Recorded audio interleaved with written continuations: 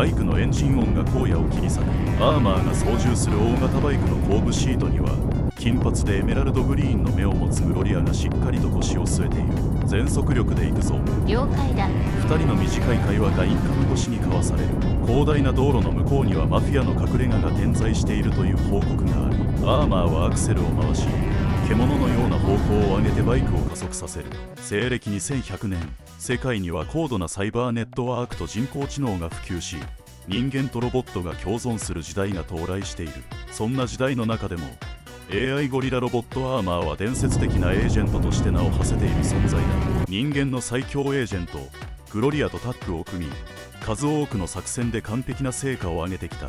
2人は今ある南国の島を拠点に暗躍するマフィア組織を殲滅するため壮絶な戦いを繰り広げているところである。マフィアのアジトへ突入した2人は容赦なく敵を鎮圧する。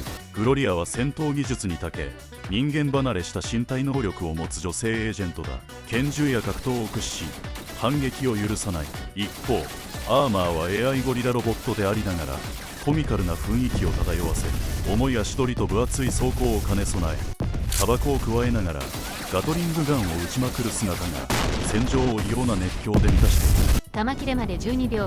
オーバーヒートには注意だ。分かっている。ここで仕留める。グロリアの声とアーマーの電子音声が交錯しながらマフィアたちは次々と倒されている。戦闘機が飛来し爆撃の支援が始まる。マフィアの施設が燃え上がる中、アーマーとグロリアはボスの部屋へ振り込み、短い銃撃とロケット弾の応酬の末マフィアは完全に殲滅される。任務完了だ。楽勝だったな。いやギリギリだ。グロリアが軽く笑う。だがアーマーの動きには微妙な乱れがあった。以前ほどの完璧さが見当たらない。彼は数回にわたる判断ミスを犯していた。翌日エージェントの司令部に戻った2人は功績を称えられるかに思われた。だが実際にはアーマーの不調が重く受け止められていた。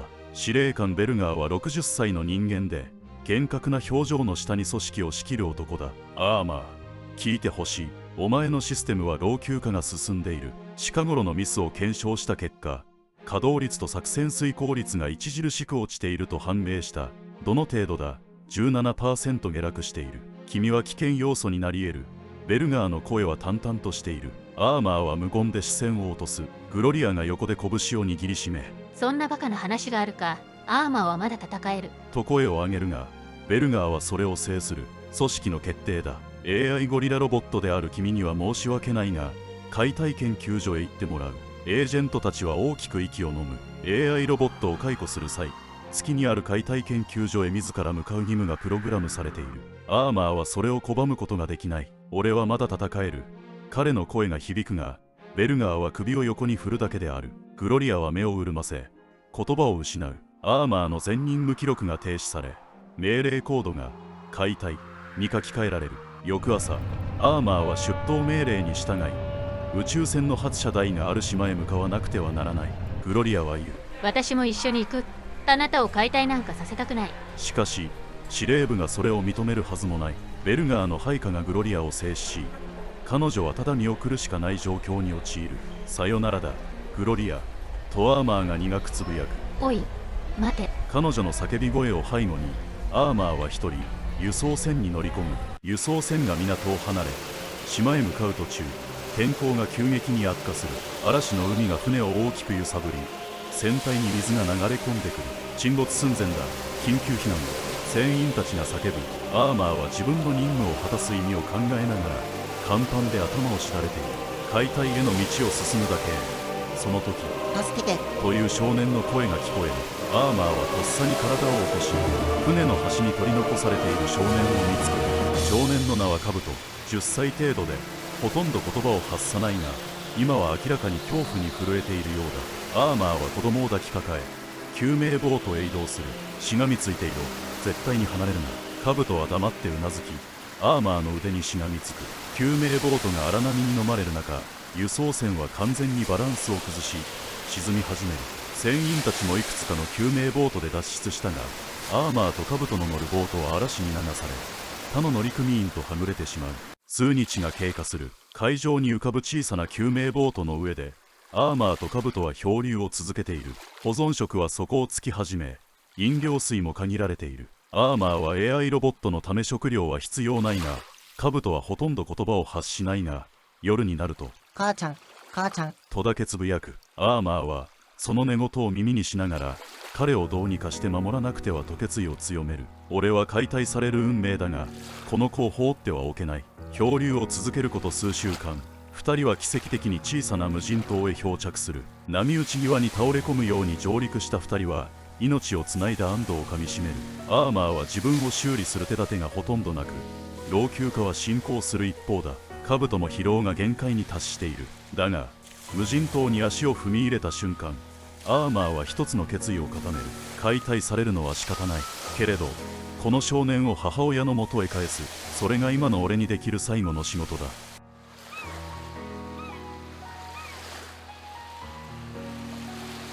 木々がうっそうと生い茂る小さな無人島。波打ち際には無数の流木が転がり、海鳥の鳴き声だけが静寂を破る。アーマーの装甲には深刻な傷が多く、老朽化の進行も看過できないほどになってきた。カブトは言葉をほとんど発しないが、以前よりは少しだけ表情が和らいでいるように見える。朝日が水平線から顔を出す頃、アーマーは海辺で石を積み上げ、簡易的な炉のようなものを作り始める。木を組み合わせて火を起こし、保存してあった貴重なマッチを使って炎を確保する。ここで少しでも食料を調理しなければとつぶやくが、声には疲労がにじみ出ている。カブトは淡々と貝殻や海藻を集め、アーマーの焚き火に投入する。少年は依然として母ちゃんとだけつぶやくことがあるが、それ以外の発話は極めて少ない。アーマーはふと空を見上げる。無人島の上空は鮮やかな青空だが、遠くには飛行機や船の気配は感じられない。大きく潮の流れが変わっているのか、ここ数日海面の様子もやや荒れ気味だ。漂着した時の荒波はもうないが、外へ出る手段を簡単には見つけられそうにない。このままでは都内神をも解体のため月へ行く宿命は変わらないはずなのに、いつまでも無人島で過ごしていてはカブトを母親の元へ連れて行けない。ロボットとしての最後を迎える前にやるべきことがあるとアーマーは再認識する。午後になると2人は島の奥へ探索に出かける。そこには小川が流れ、淡水魚のような生物がいる気配がある。アーマーは視覚センサーを最大限に稼働させるが、老朽化の影響でご判定が多い。そこに魚がと思ったら影だ。こんな調子では話にならない。カブトが冷静に川へ石を投げ、魚が跳ねる場所を視認してから枝で突くという技を使う。地味だが魚を1匹だけ捕まえることに成功する。アーマーは驚いたように「やるな」と漏らす。カブトは無言でうなずくが、わずかに顔がほころんでいる。2人で火を起こし、その魚を焼いて食べる。アーマーは食事が不要なため、カブトが少しだけ栄養を取れるように配慮しているのだ。夜になるとカブトは疲れたのか早めに眠りにつく。アーマーはタバコを吸いたい衝動に駆られるが、もちろん手元にはない。仕方なく島の草を噛みながら月を仰ぎ見る。あそこに行けば俺は解体される。だがこの子の望みを叶えることもできる。皮肉なものだ。独り言のようにつぶやくが、答えは風の音しか返さない。数日が経過する。ある夕暮れ、島の西側の浜辺を眺めていたアーマーは遠方に小さな船影を見つける。視界が霞みがちのセンサーを集中させ、慎重に観察すると、どうやら漁船のようだ。日はすでに沈みかけているが、船は島の近海を通過しそうな進路をとっている。これはチャンス。アーマーはカブトに合図を送る。焚き火をできるだけ大きくし、流木を並べて煙を増やす。この原始的な方法しか思いつかないが、やらないよりはマシだ。見ろ、あそこだと指をさすが、カブトは無言でうなずきながら必死に焚き火をかきたてる。幸いにも船が煙に気づき、ゆっくりと島に近寄ってくる。島の岩礁が多い地形を避けながら、どうにか浅瀬に進んでくる様子が見える。アーマーはカブトと共に海水に浸かりながら船に近づく。助けてくれ、俺たちは漂流者だ。船員は最初、人間の子供を連れた AI ゴリラロボットの姿に警戒したが、アーマーの老朽化した装甲やカブトの疲弊ぶりを見て助ける気になったようだ。ここに乗れ、危ないぞ。アーマーはそれに従い、カブトを先に甲板へ上げ、自分もゆっくりと上がる。海水が滴る中、2人はようやく無人島から脱出に成功する。漁船で数時間航行した後、そこそこ大きな港町へ着く。アーマーは老朽化が一層進んでおり、関節がぎこちなくきしむ音を立てる。兜も都市のネオンを見て目を丸くする。今まで無人島や嵐の海しか知らない生活だったからだ。ここで2人は軍の保護下に置かれるか、あるいは自分たちで月行きのチケットを探すしかない。だがアーマーは解体命令を受けているロボットであり、情報網にかかれば即座に当局に引き渡される可能性が高い。今は表立って動かない方がいい、そう判断するが、兜の母親が月にいるという事実が気にかかる。夜、2人は港町の安宿で身を隠す。アーマーはドアを閉め切った部屋でエネルギーを節約するため動きを止める。兜は狭いベッドで小さく丸まりながら「母ちゃん」とつぶやくように漏らす。アーマーはその背にそっと手を置く。必ず合わせる、そう断言するが、内心では自分の解体が間近に迫っていることを理解している。子供を置いて死にたくないという感情が芽生えているが、それをどうすれば変えられるのかわからない。司令官ベルガーの命令は絶対であり、 AI ゴリラロボットのコードは勝手に書き換えられない。思考が堂々巡りになりつつも、アーマーはまぶたを閉じる。翌朝、港を歩いていると突然 AI ライオンロボットキング、飛ぶ形が巡回しているのを見かける。キングは現在のエージェントナンバー1で、アーマーの後任として君臨している存在だ。アーマーはとっさに兜を人混みの影に引き込む。あいつらに見つかったら終わりだ。解体まで一直線だ。兜は小さくうなずき、息を殺す。どうにかやり過ごすが、いつ発見されてもおかしくない状況である。その時、思いがけずグロリアが姿を現す。あなたやっぱりここにいたのね。低い声でささやく彼女の目が鋭い。解体を受け入れるなんて馬鹿げている。私も納得いかない。アーマーは目を伏せる。俺は命令には逆らえない。しかも少年がいる。兜がグロリアを警戒して怯える素振りを見せるが、彼女は優しい声で大丈夫、あなたを傷つけるつもりはないと伝える。協力するわ、あなたたちを月に連れて行く。アーマーは驚きながらもグロリアの真意が測れない。ベルガーの言う通りにはしたくない。3人は短い会話の末、月行きの宇宙船へ乗るしかないという結論に至る。グロリアは軍の連絡網を使ってこっそり手続きし、アーマーと兜を乗客として紛れ込ませようとする。それが成功するかどうかはわからないが、このまま港町にいては発見される危険が高い。アーマーは荷物をまとめ、兜の手を引き、俺たちの旅はまだ続くとつぶやく。グロリアはそんな彼の後ろ姿を見つめながら、終わらせないわと静かに決意を固める。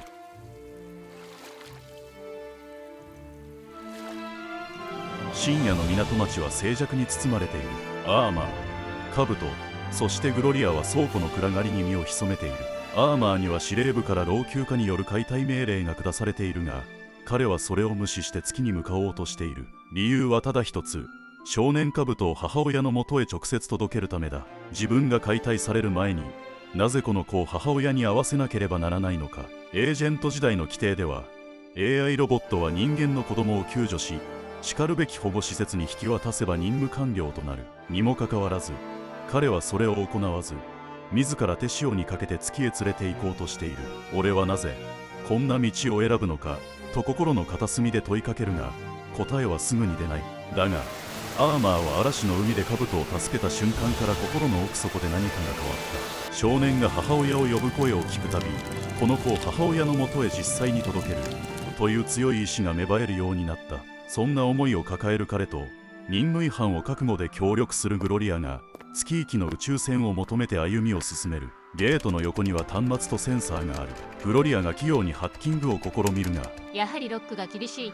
ベルガーが念入りに対策したのかと唇を噛む。アーマーはガタつく右腕で内部回路にアクセスし、電圧や信号を狂わせて一時的にセキュリティを混乱させる。俺のシステムが老朽化しているせいで誤作動を誘発できるらしい。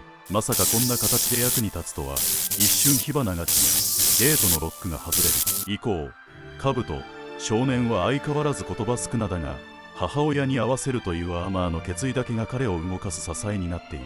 ゲートをくぐった瞬間、警報が鳴り響く。サイレンと赤色灯が夜の闇を染め上げ、ロボット兵が迫ってくる。発見した。対象は拘束せよ。激しい銃撃をかいくぐり、3人は敷地の中央付近にあるメイン格納庫を目指す。あそこに月行きの船があるはずだ。急グロリアが叫ぶ。だが格納庫の扉が開き、中から AI ホワイトタイガーロボットナイルが出現する。白い縞模様が月光に照らされ、冷たい瞳でアーマーを睨む。あなたは解体される義務がある。ここで抵抗してどうするの？ナイルは鋭い爪を構え、グロリアとアーマーを分断しようとする。アーマーが兜をかばいながら吠える。俺はあの子を母親に会わせる。その後解体でも構わない。その言葉にナイルが一瞬動きを止め、なぜそんな無茶を？と低く尋ねる。アーマーは言葉に詰まるが、これが俺の最後の任務だ。命じられたことじゃない。自分の意志だ。と言い放つ。ナイルの瞳が揺れるが、結局は攻撃態勢を解かない。任務違反するあなたを見逃すわけにはいかない。そう言うと、白い閃光のようにジャンプし、アーマーの走行を深く引き裂く。アーマーが膝をつく。グロリアが援護射撃を加える。なんとか3人は格納庫内部へ駆け込む。そこには巨大な宇宙船がドッキングされ、乗員たちが騒然としている。発進準備中らしく、すでにカウントダウンが始まっているのか警告灯が灯る。あれだ、あれに乗れば月に行けるはずだ。グロリアが端末を操作し、乗船経路を確認する。だが背後から再び足音が近づく。今度は AI ライオンロボットキングだ。その圧倒的な存在感で3人の前に立ちふさがる。お前がアーマーか。ここで終わりにしろ。おとなしく解体されるべきだ。声には野獣の低いうなりが含まれている。アーマーはかすれた声で言い返す。お前らにはわからない。俺はあの子を笑顔で母親に会わせたい。それが俺の最後の務めなんだ。グロリアが腕を引く。今しかない。船のタラップを駆け上がる3人。キングが追いつこうと足を踏み出すが、グロリアが蹴りを入れて一瞬動きを止める。あなたは今のナンバーワンかもしれないが、私も最強エージェントの一人だ。侮るな。少女のように華奢に見えるが、身体能力と戦闘技術は超一流だ。キングはうなり声を上げ、反撃に移ろうとするが、すでにエンジンが起動し、船が振動を始める。彼はとっさに逃げ道を確保するため距離を取り、怒りをあらわにする。逃がすか。だがハッチが閉まり、船は制御室のカウントダウンを開始する。アーマーは呼吸の乱れを抑え、グロリアが最後の操作を行う様子を見守る。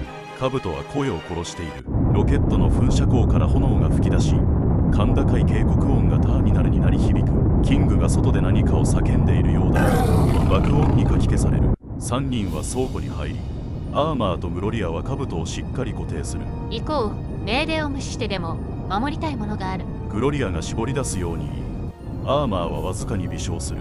俺もだ。地鳴りのような轟音とともに船が地面を蹴って浮き上がる。透明なウィンドウから見える夜空が急速に遠ざかり、数秒後には星々がきらめく世界へと突入する。加速 G が3人を容赦なく押さえつけるが、アーマーは歯を食いしばり、兜をかばう。耐えてくれ。グロリアは目を閉じ、夢のように感じるとも言えそうな時間を味わう。大気圏を突破し、やがて振動が収まっていく。上昇完了。スキーの移行軌道に入る。無機質なアナウンスが響き、3人は大きく息を吐く。助かったのか。そうみたいだ。グロリアが汗で濡れた前髪をかき上げる。アーマーのボディは深刻なダメージを負っている。俺はもう長くない。だがここまで来たらあと少しだ。兜を見下ろすと、少年は感謝の表情をわずかに浮かべ、ありがとう。戸口を開く。いつも無口な少年が初めて自分の意志で言葉を紡いだ。アーマーの瞳が薄く光る。それだけで十分だ。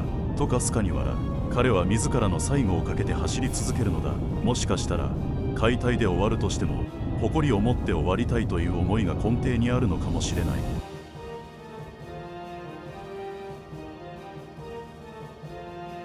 宇宙に昇った輸送宇宙船は振動と轟音を徐々に沈めながら加速を続けている。3人は倉庫の片隅で息を潜めていた。船の自動航行システムが作動し、月への軌道が設定される。太陽風や宇宙漂流物を避けるため微調整が繰り返され、船体がわずかに揺れる。その度にアーマーの老朽化した関節がきしむ音を立てる。視界に灰色の月面が広がる。クレーターが点在し、無機質な大地に複数のドームが連なっている。輸送宇宙船は月の管制システムと交信し、着陸許可を得るが、司令官ベルガーの厳正な声が響く。アーマーは子供を母親に届けた後、直ちに解体センターへ向かうべし。アーマーは短く、信用するとつぶやいた。グロリアは苦々しい表情を浮かべたが、彼の覚悟を尊重した。輸送宇宙船のハッチが開く。月面に降り立った3人の先に兜の母親の姿があった。兜は走る。母親の胸に飛び込み、その小さな体を彼女のぬくもりに預けた。母ちゃん。母の名はアキコ。彼女は宇宙開発の重要人物であり、同時にアーマーの開発者でもあった。涙ながらに息子の無事を確認したアキコはアーマーにも深く頭を下げる。信じられない。あなたが兜を助けてくれたのね。ありがとう。静かな時間が流れる中、アキコは密かにアーマーのボディに特殊なチップを埋め込んだ。老朽化した回路を再構築し、最強の状態にまで回復させる効果を持つ。それが彼女の最後の恩返しだった。アーマーの装甲がじわじわと再生を始める。みるみるうちに全身が光を帯び、完全な力を取り戻していく。なんだこの感覚は。しかしそれでもアーマーは最後の任務は完了したとロボット兵の指示に従い解体研究所へ向かう。カブトは心配そうにアーマーを見る。アーマーは振り向き変顔をしてみせる。カブトは思わず笑った。グロリアは下を向く。待合室でカブトは嵐の船の転覆してから救命ボートでの漂流、そしてアーマーとの無人島での話をする。アキコはと聞く。しかししばらくして話の最中、廊下の兵士たちの雑談からアーマーが直ちに解体されると知り、カブトの顔色が変わり頭が真っ白になる。カブトはしばらく下を向いて黙り込む。そして頭を上げアキコの顔をまっすぐ見て、母さん、会えて嬉しかった。でも僕は行くよ。アーマーは解体させない。カブトはロボット兵から銃を奪い解体研究所へと駆け出す。アキコは驚いたが息子の成長を感じ静かにうなずいた。やっぱりあなたの息子ね。しかも母ちゃんじゃなくて母さんだって。以前亡くなったカブトの父は一流のエージェントだったのだ。無人島でのサバイバル生活が彼を鍛え成長させていた。廊下を駆け抜け次々と障害を突破する。しかしアーマーが見えた瞬間、キングが立ちはだかる。勝手な行動だ。ここでは重い刑が言い渡されるぞ。カブトはひるむことなくアーマーを見つめた。その姿を見たアーマーの体が熱を帯びる。話せ。カブトを傷つけるな。アーマーは瞬時にロボット兵を制する。そこへグロリアが銃を乱射しながら兵士の包囲を崩す。こいつは核融合エネルギーを搭載した危険な個体だ。暴走させるわけにはいかない。キングが叫ぶ。カブトはアーマーの元へ走る。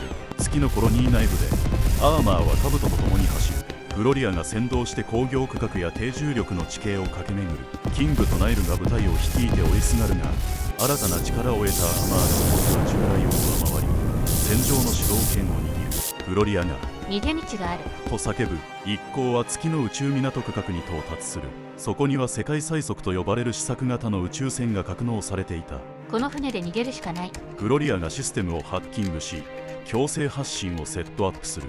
アーマーはキングを足止めしカブトとグロリアが乗船する。アーマー。カブトが叫ぶ。アーマーは一撃でキングを吹き飛ばしナイルの視線が揺れた。仕方ない。ナイルは一歩引いた。発進台を包囲するロボット兵が火器を一斉発射するが宇宙船の外からが衝撃を防ぎエンジンが点火。出力最大、発進までカウントダウン。キングは吠えるがナイルがもう間に合わない。と静かに言った。カウントダウンがゼロに達した瞬間、船が大噴射を吐いて空へ飛び上がる。低重力の月を背景に大きな爆炎が広がりアーマーは老朽化から救われ最強の力を取り戻した。それでも命令には背いている。だがカブトの満面の笑みを見るとこれでいいと小さくつぶやいた。アキコは月のコロニーから宇宙を見上げありがとうアーマー。兜を守って。そうつぶやいた。宇宙船の中でカブトは静かにアーマーを見上げた。これからどこに行くの？グロリアはわからない。でもあなたたちはもう自由だと答える。こうして3人は未知の宇宙を旅する。船は光の軌跡を残し闇の中へ消えていく。アーマーはカブトを見つめ小さくつぶやいた。カブト、君が笑ってくれるなら